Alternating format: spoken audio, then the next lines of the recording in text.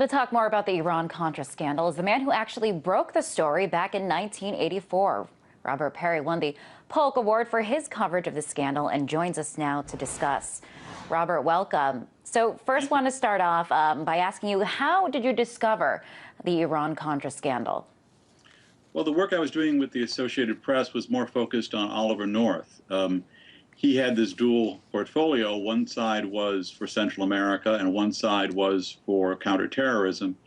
I was focused more on his Central America side, and in covering that and dealing with where the money was coming from to fund the Contras, we stumbled upon his network, which was this essentially extra-legal operation being run out of the White House to get money and weapons to the Contras. Now, later on, it turns out that some of that money was being diverted from these arms sales to Iran. Now, how would you describe, after breaking this story, how would you describe the public's response?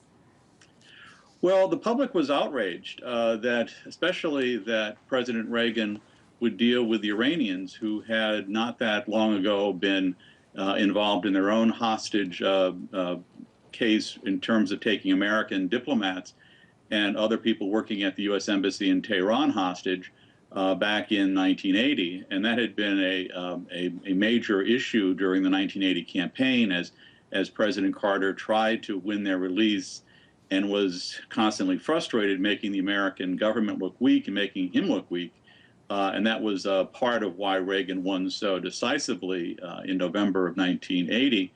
But the taste of all that was quite unpleasant still for the American people, and the idea that Reagan would be secretly funneling weapons to them was something that was hard to believe. And I believe we do have a clip of President Ronald Reagan where he comes out after the story broke, where he comes out and addresses the public. Wanted to take a listen to that. A few months ago, I told the American people I did not trade arms for hostages.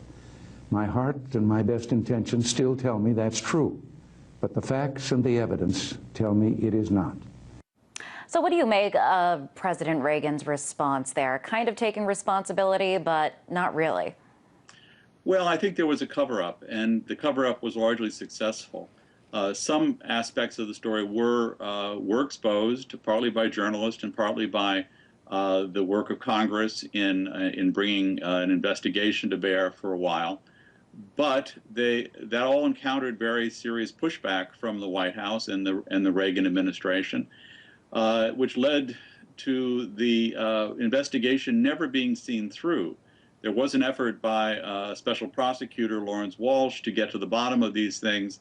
He was constantly delayed, and by the time he actually began to break through the cover-up in 1991, 1992, people were fairly bored with the scandal. People had forgotten about it. And then even as he was making progress in late 1992, President George H.W. Bush, who'd been defeated for re-election on Christmas Eve of 92, turns around and pardons a half dozen of the defendants, effectively killing the investigation. So the trials that might have explained much of this in 1993 never took place, and the cover-up ultimately worked.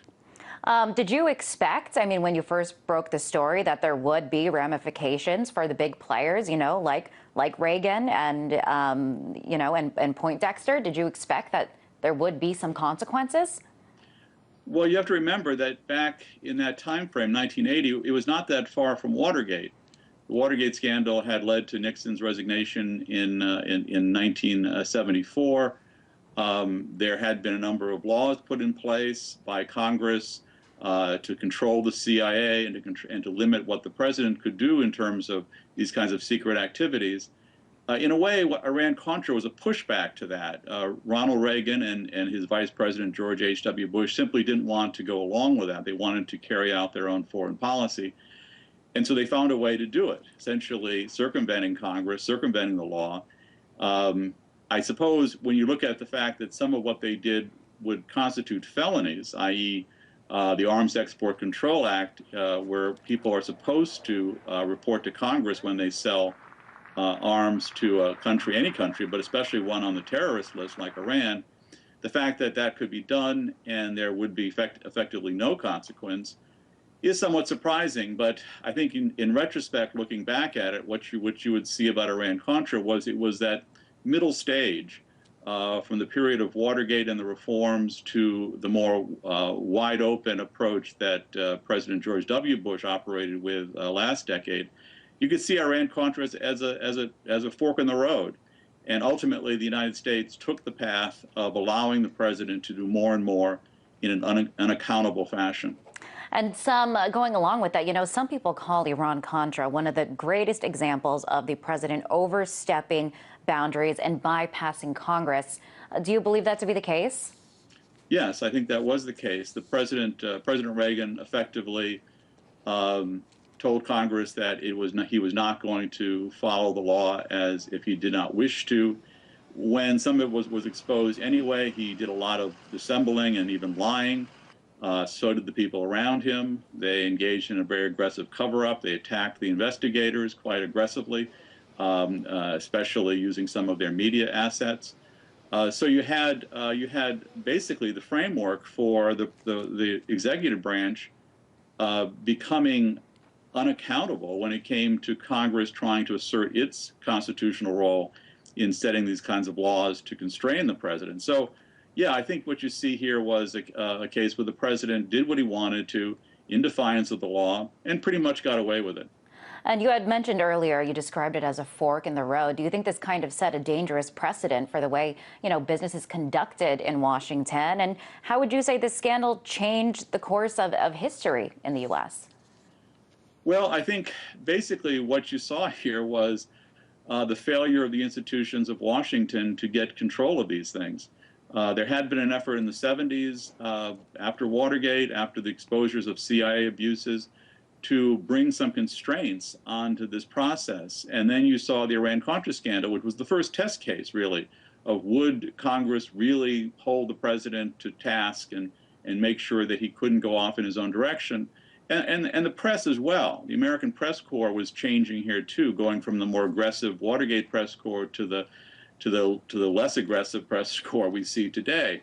And so I think in all those ways, the institutions of Washington failed to both enforce the law or see the law was enforced, but also in just explaining to the American people what had happened. There are still many sections of this scandal that we don't know the full story about, or even a chunk of the story.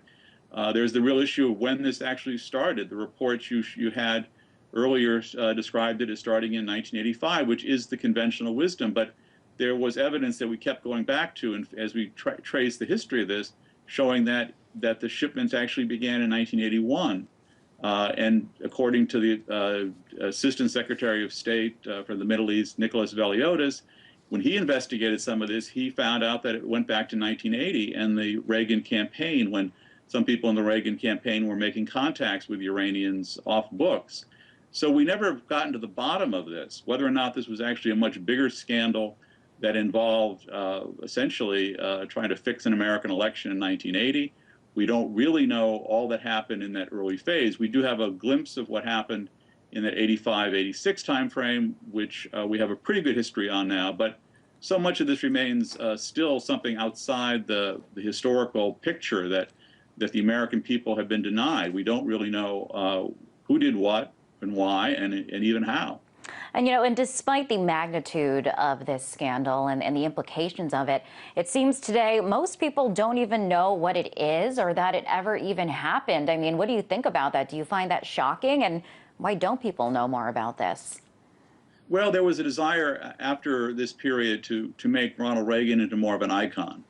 One of the greatest presidents ever is the way some people put it. It really doesn't match the historical record, but there was a tremendous effort to name buildings after Ronald Reagan. They named National Airport in Washington after Ronald Reagan. He was turned into this kind of iconic figure, this hero. And that was very important for the Republicans. In effect, they wanted their version of John Kennedy, and they used Ronald Reagan to sort of build their entire brand, if you will. So I think that was a factor that people came away, and the conventional wisdom was that Ronald Reagan was a nice guy trying to do the right thing. The evidence may not match that, but that's the sort of the hangover of this period. That's what people think. That's the conventional wisdom. So I think given that, there's been a desire to sort of shove aside some of the unpleasant history about Ronald Reagan and just look at the good side. All right, very interesting. Robert, thank you so much for coming on the show. That was Robert Perry, investigative journalist for ConsortiumNews.com.